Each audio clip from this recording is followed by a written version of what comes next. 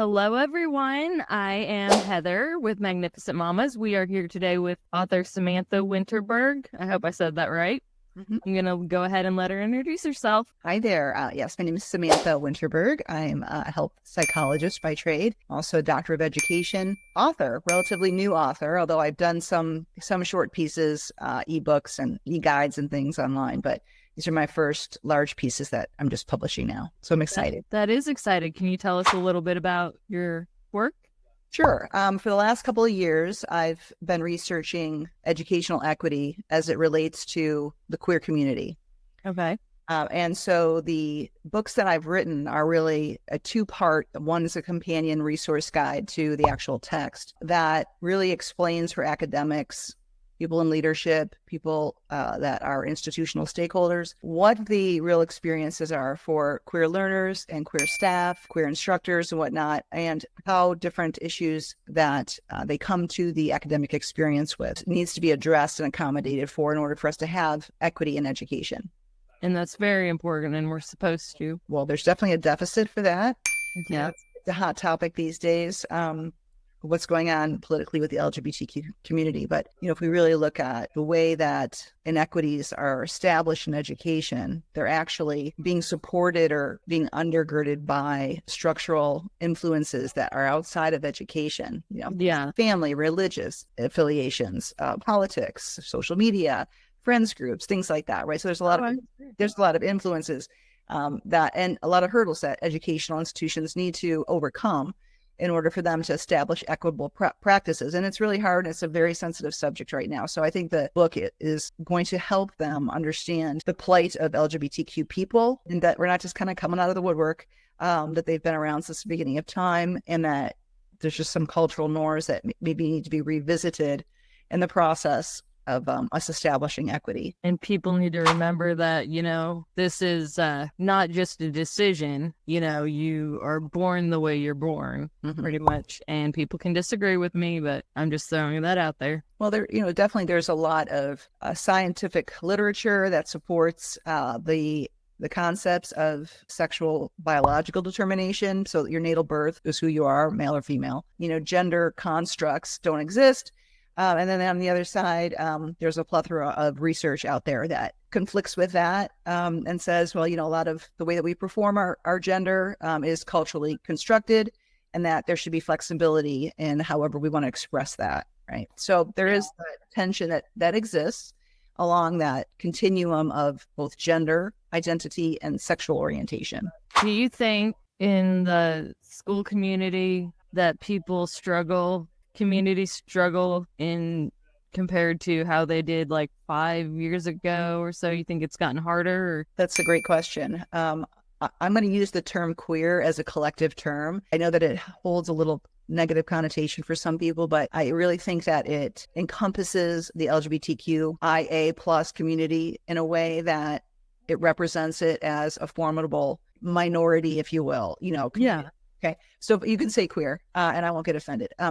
But yes, to answer your question, I think what's happening is that because of the attention that's been put on the LGBTQ community, what's happening is that those impacts are affecting the mental health status and the ability to thrive for a lot of students. Now, I work in higher education circles, so my book and my research has been in higher education, but I'm very much interested and have done a lot of research on the ACEs study, the ACEs Adverse Childhood Experiences study, that was done in 1998 originally, really looks at how adverse childhood experiences impact not just your educational experiences, but that's absolutely true, but also your quality of life and your mortality, right? The morbidity and things that you might have happen to you later on in life in terms of health diseases and psychological diseases are all kind of looked at through a portal of what adverse experiences has this child had. Well, if you have a child, and I say anyone, who goes to higher education as a continual learner, that is from high school right to college. Yeah. 17 to 21-year-old typically, right? Those children are unfortunately coming to the college experience with very limited resources for mental health. Most of them have some childhood adversity, right? And that might be being ostracized by their parents, being bullied at school, low self-concept and self-esteem, being thrown out of their church community. There's a lot of reasons why they might have adversity, but they're coming to the collegiate experience without the coping skills that they need. And so, yeah, when we look at educational equity, we can't look at that from imagining that all students who enter college, just because you got in, just because your standardized test scores were good enough or your essays, that you are coming on a playing field that's level with everybody else. There are very specific disparities for people in the LGBTQ community that have to be addressed or accommodated in order for us to have an equitable educational system. What would you say would be accommodations? Well, one of the things I think is extremely important is to have an atmosphere, a climate within whatever the level of power you might be operating in will allow. For example, an instructor might have some dominion over what is included in terms of how queer people can be represented as historical figures, as important people, like what adversity and disparities they might experience. So a teacher can do that within that course structure. If you're in human resources or you're in student support services or at the library, you might have a different realm of power that you could kind of interpret and then implement inclusive practices for people who might come in looking for help, right? So there's mental health services, there's protections that aren't afforded to students in higher education. There's a lot of bullying and harassment and assaults, frankly, that go on, are reported but not done anything about. Right. And we know that this happens. This just happened the other day in Texas, right? So we know that this goes on and has to be addressed. So yes, there's a lot of things that can happen. It depends on the institution. It depends on the institution, how it's funded. It depends on the power structure, the levels of academic domain within that institution, right? Because if you have a small school, you might be able to do more. You have a lot of bureaucracy, right? A lot of levels of power. It might be a little bit harder to push through initiatives. But I think the idea is really the same, and it's been the same for a long time. I look at data that's recurring over decades, and I see the same disparities occurring in terms of how teachers, free service teachers, so teachers that are in educational programs to become teachers, are not trained in LGBTQ issues. There's no queer training, so a physical therapist or an occupational therapist or any medical practitioner, they don't know how to do a proper sex history. They don't know what cultural humility might be required in those interactions, right? Yeah. So all of these levels of either educating the future teachers or just having a climate of inclusivity on campus. In your information, it's more than just putting an ally sticker on your door. Yeah. It requires a little bit more effort. And then that's hard because, we're dealing with people who have implicit bias, people who have very strong belief systems that are maybe anti-queer. And I understand that, I don't think that they need to change, their deeply held beliefs, but this is about looking at a large scale of how we want the world to be more human-centric, for example, right? Like diversity, equity, inclusion, they seem like they tend to be thrown around a lot and clumped together. Yeah. But they're very valid and they're very relevant right now. And so there needs to be attention. So I'm just one person in a group of a lot of intellects who really have seen firsthand that we need this. We need equity in education and we need it for queer people. That doesn't mean we don't need it for other minority groups, because we absolutely do. But I am not a lot of those other minority groups. Yeah. I'm a female, I am a queer. And, I have been through this experience several times. In academia. So I have firsthand knowledge. I also, in my practice, I practice primarily with LGBTQ plus clients. I've seen it everywhere for decades. And so this is just me pushing forward that agenda. And we need that. We need the safe spots, the positivity, the uniting. I completely agree with what you're trying to do. I think it's important. And like you said, there was teachers not getting the educational, I wouldn't say material, but, the education they need to help these students. And that will end up affecting them when, they need a certain kind of help. And that teacher has no idea what they're doing to help them. I agree. It's not an easy conversation to have when you're met with a conflict in your course room, or say if you're an employee and if it's in a work situation. when you're faced with that, you have to make a decision on whether you're going to be an ally, whether you're going to be a bystander. That might require you to do. And I think the more that we have conversations like this, the more educational material we have available to the people who might be tasked with de-escalating a conflict or organizing a conversation, whether it's in the workplace or in the schoolroom, the better we're going to do. If you don't know how to have conversations, or if you don't understand what someone might be going through, then it's going to be harder for you to try to have a positive outcome. And isn't that what teachers want? Isn't that what leaders want? Of course, we want our people to be happy, and psychological safety is essential to vitality of life, to positive educational outcomes, to everything. You need to be safe. We all need to be safe, feel safe. Yeah, I agree completely. And I couldn't imagine going to college and, that's scary enough for a lot of people. And then having other issues, not saying issues, but like, say you're a member of the community and you're getting bullied or you need a safe space, and not having that. I mean, I feel like we should all just be more understanding of differences and more positive in general. I mean, I know that sounds bad. I'm always saying positive, but like a way where we can not be tearing people down constantly, whether they're different or not, for whatever reason, whether, it's just the color of somebody's skin and you want to tear them down. I think we need more building up, and that's just my little 2 cents on it. Yeah, no, thank you for that too. I'm glad that you're an ally in that. I agree. I mean, just diversity across the board. There's something that we psychologically we term like, the sense of belonging, right? So it's not just like a feeling that you get because you made a friend to study with, or sense of belonging is very deeply integrated into your social identity, but it also reflects back into your personal identity, right? So when a 17, 18-year-old is going to college, leaving home for the first time, maybe not necessarily from a bad home environment, but, definitely, with our own baggage, we all have our own baggage and fears, right? And it's scary sometimes to start if you're moving away from home. So you come to that experience just really feeling and needing socially, no social context, a way for you to integrate part of that feeling of I belong here. Yeah. How can I make a friend? But do I feel safe? Do I feel like if I need help, I can get it? Do I feel like I am part of something larger than myself? Like those aspects of our development, I think, are really primary when we get to college. And that's where a lot of the schools, unfortunately, fall short because they don't have programs that are put into place, and they're doing more reactionary type of, remedies instead of having those programs set up. They need to. They not just in one area, but like every school, every place, every doctor's office all over the world.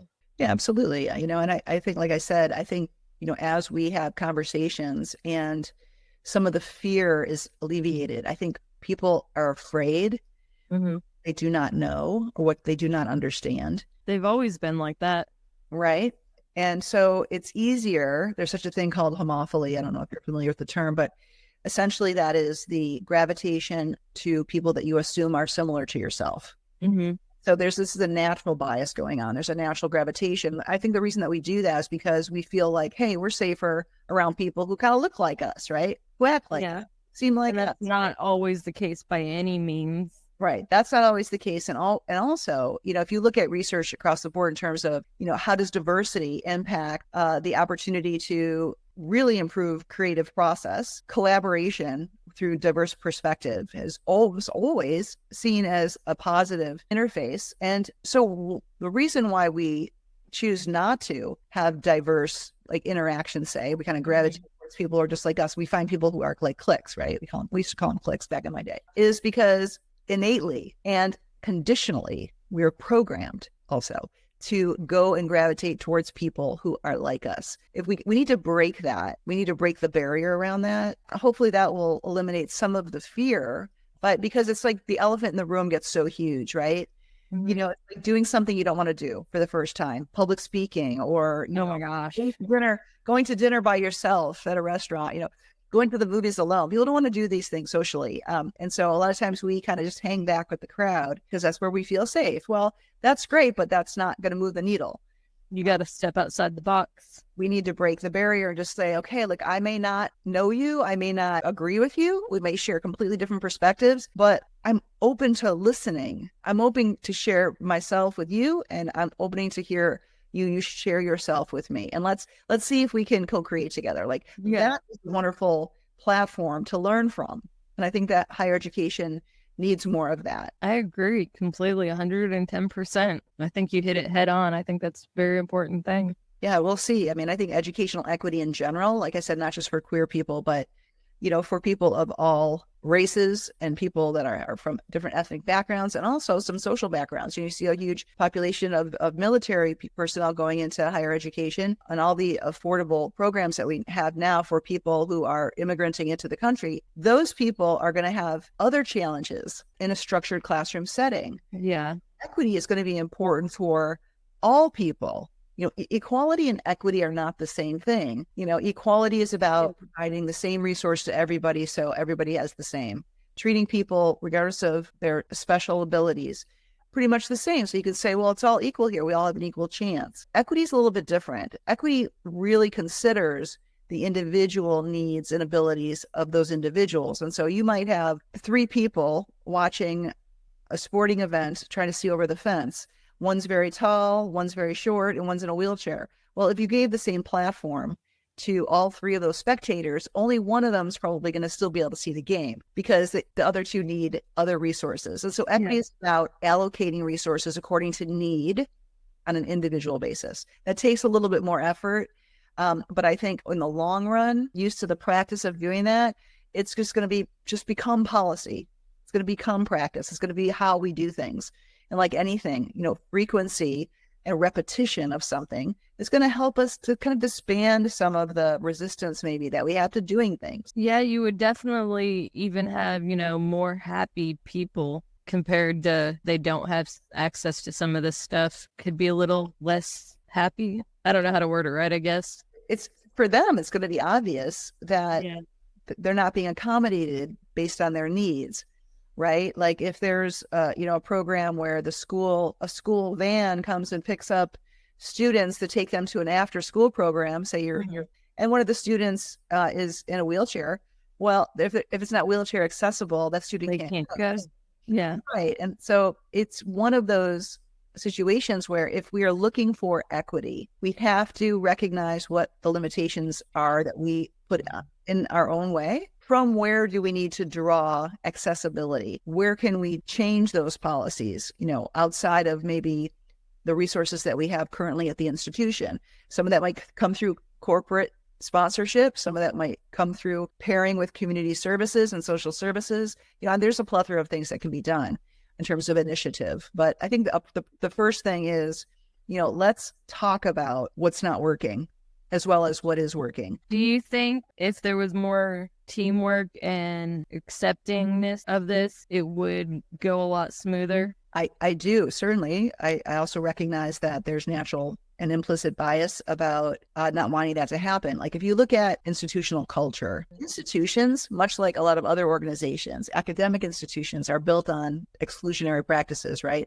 Like an institution that wants to be Division I, Ivy League, right? The best health science research university in the country, like whatever it is that you want to hang your hat on. What that does is it kind of trims down a lot of the fat of the potential student body. A lot of universities are starting to do away with standardized testing. I just read the other day that Yale University is doing away with that, which is great because you could be an amazing potential as a student in a university, but you don't test well. Maybe there's a level of neurodivergence, whatever the case may be.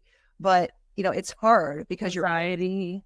There's a lot of disparities and the playing field's really never level because those stipulations or those standardizations that are employed in academic institutions really don't favor people that don't make that into that exclusionary group. Yeah. Like you got to be a great football player in order to get into this Division I. I get that. The idea is real simple. The idea is, let's find a way that we can balance our exclusionary stature, like how we glorify and idolize and really brand the institution. We want to be special. Yeah. But at the same time, can we do that? And how, yeah, I believe we can. And how do we do that in terms of becoming more equitable and more inclusive? And that's going to require more than, like I said, just saying, oh, Yeah. we're a gay friendly, LGBTQ friendly school. That's not enough. Yeah. There's a lot of cultural equity that queer people bring to the academy. And not just in terms of like the money, but they have a certain amount of discretionary income, but also in terms of cultural capital. If they're almost 20% of this incoming student body is going to be identifying under the LGBTQ community, almost 20%.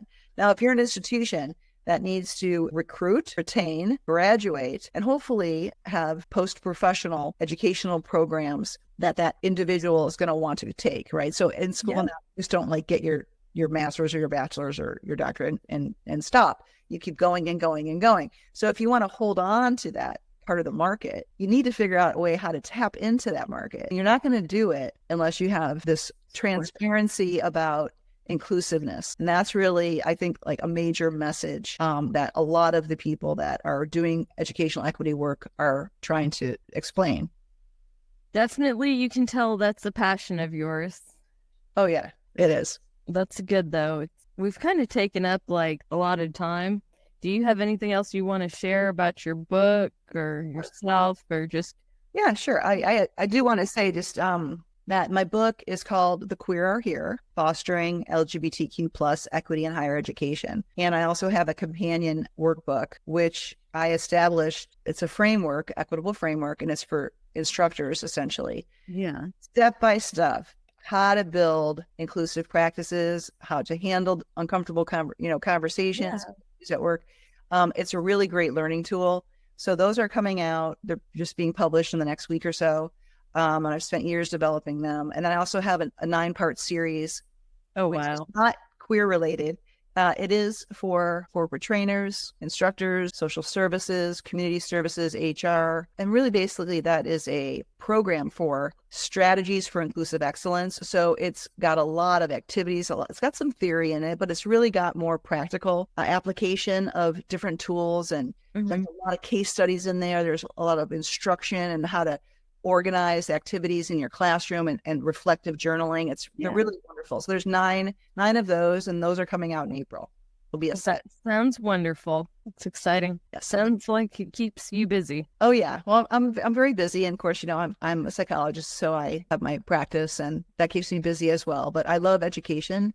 I just felt like this was a really good time to spend my resources, my energy, my time, really creating a legacy, not in book selling, but in terms of knowledge and how I can pay forward, for my community. And I see firsthand the struggle, and I've experienced the struggle. Yeah. Even at my level, I've had other professionals and other researchers might not agree with my specific philosophies, my ideology on things. I might not be leftist enough for them, not liberal enough, not conservative enough, and et cetera, et cetera. And that's okay too. Like, I'm just one voice, but my whole goal is to amplify the voices of people that aren't heard.